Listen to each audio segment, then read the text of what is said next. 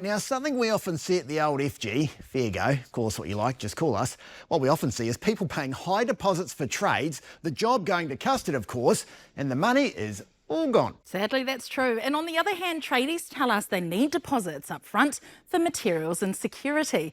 So how to strike the right balance? Well, Caitlin's been talking to the experts.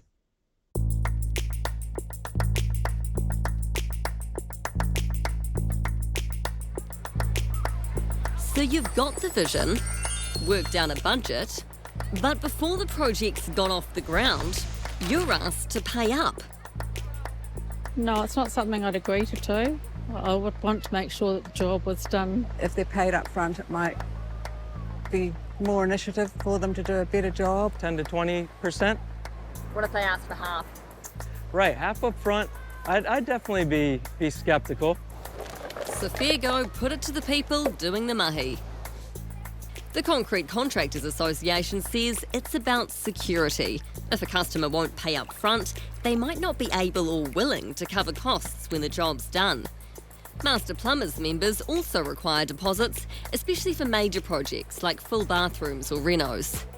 Floor NZ says contractors working for flooring stores don't ask for a deposit, but companies or contractors supplying the floor might.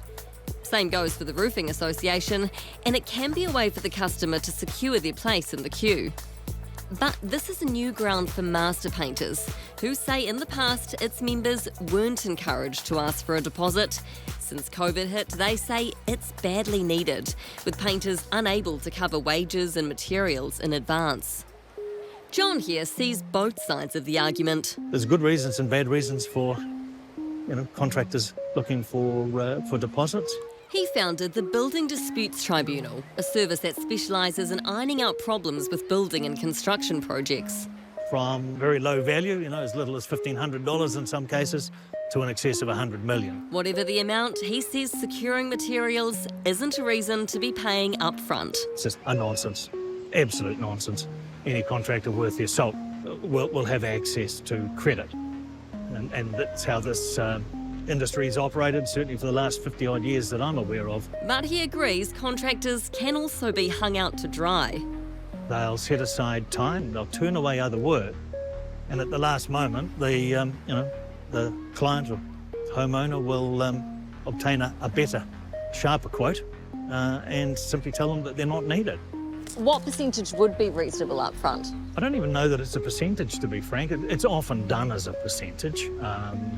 In some cases, it's just a nominal lump sum that someone's thought was a good idea. For concrete contractors, the association reckons 50% is the norm, but can vary.